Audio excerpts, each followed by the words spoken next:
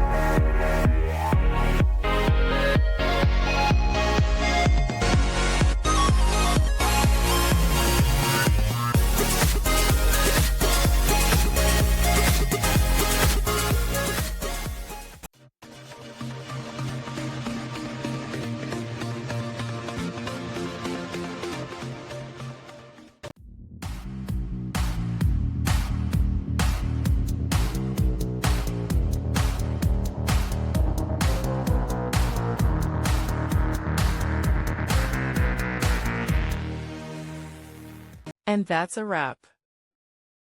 I hope you found the answer you were looking for. If you did, take a second to hit that subscribe button. It really helps out. And let me know in the comments which solution worked best for you.